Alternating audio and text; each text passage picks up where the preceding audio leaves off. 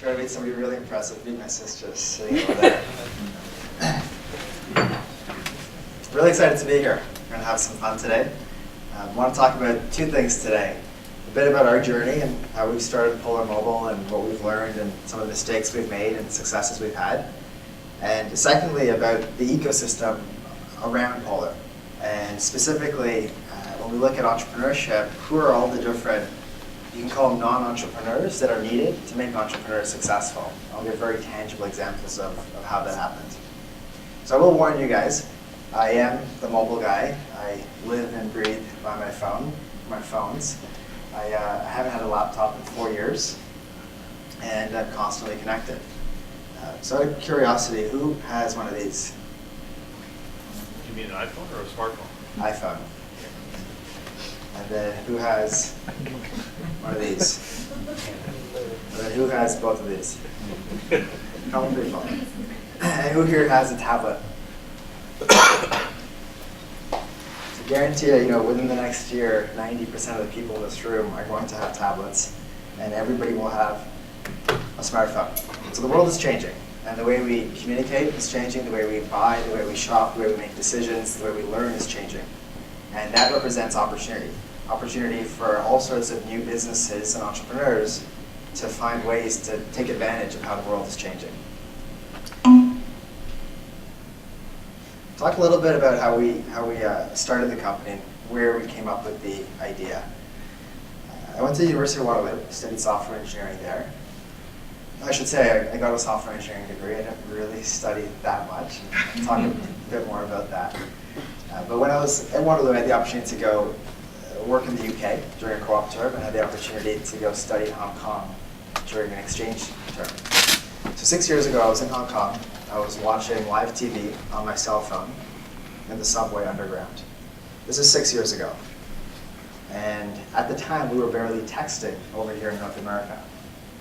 And it kind of came to me pretty simply, hey, mobile devices aren't communication devices, they're media and entertainment devices and content consumption devices. And that's really where the idea for Polar was born. And those of you who aren't familiar with Polar and kind of what we do, we work with major media companies all over the world. So companies like TiE and CNN and CBS and GQ and Vo and Wired.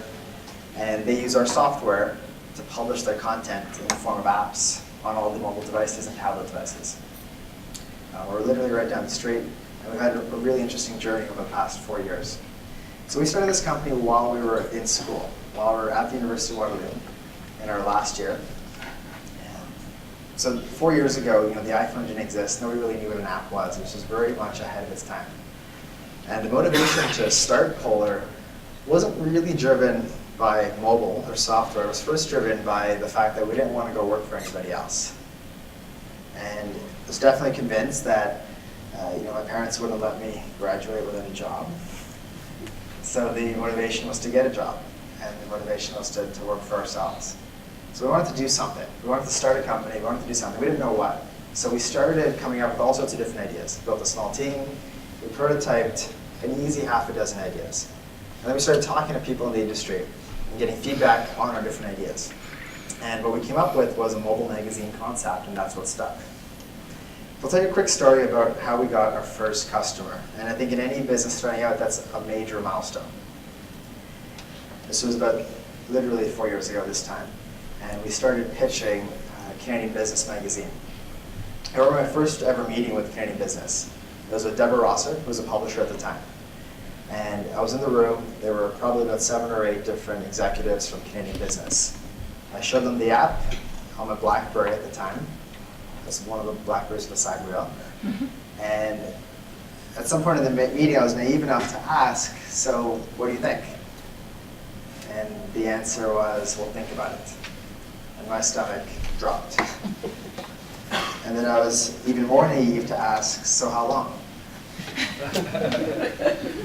3 to 6 months. And my stomach dropped even more. So there it was, sole entrepreneur, 2 other guys in the team. I had to go back to Waterloo after this first customer meeting, pretty much devastated. Saying, I have no idea what we're doing. We were spending a couple months building this idea, went to go pitch, they're not interested. Like any good, young, ambitious, relentless entrepreneur, what do? We called them back up the next day. And we called and had meeting after meeting after meeting, and 9 meetings later, about 2 months later, we closed the deal. So we got the call, and I remember it was 5 p.m., late November. I was in my dorm room in Waterloo, and the publisher came in business said, we'll do the deal, we're going to launch the app with you. And by the way, so was Maclean's magazine. And that was a fairly memorable day. We got our first customer. And our first launch was about 3 months later. So keep in mind, we're a couple guys, we're in school studying engineering degrees at Waterloo, not an easy course. And January 24th, 2008, it is the day I will always remember. It was our first launch. If you would have walked into any newsstand and picked up Canadian Business from Maclean's, you'd see full page ads promoting this app that you need to go download. It's for free, it's powered by Polar.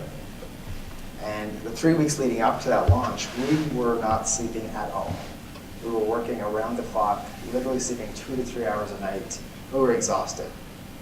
And I remember January 23rd, the day before the launch, I went to about 5 a.m. A couple guys were all working in our own dorm rooms. And one of the guys on my team sent me the final version of the app to test. And I asked, does it work? He's like, yeah, it works. I said, okay, go ahead and put it live. We all fell asleep and passed out. Woke up a couple hours later. My inbox is flooded. I've got all these voicemails. I'm like, what's going on? I checked one of the voicemails. It's the head of Canadian Business. And it was a very short voicemail. It went something like, the app doesn't work. And then I said, what do you mean the app doesn't work? So I picked up my BlackBerry, I tried to download the app, and I realized the app doesn't work. And then I called the other guys, and I'm like, guys, the app doesn't work. And we were freaking out. We were stressed, like you would not believe, for a couple of hours that morning, trying to figure out, this is the biggest launch, the app doesn't work, what do we do, what do we do? And later that afternoon, I did one of the hardest things I've ever had to do. I called up the publisher. I hadn't talked to them at this point for the whole day. And I said, the app doesn't work. We bit off more than we could chew, and we need more time. And there was a big pause. And my heart stopped. And the response on the other end of the phone was, okay, that's fine. Let's figure out how to change the messaging of the website and direct the users to the relaunch. First disaster avoided. And that's really an example of what entrepreneurs go through, what we went through in starting our business and getting the first product launched, getting the first customer. It was not easy. And I'm sure you read about this in the press, and there's a lot of growth and a lot of new partnerships. I was talking to Rogers Media today alone, and talking to them tomorrow, and the business continues to grow.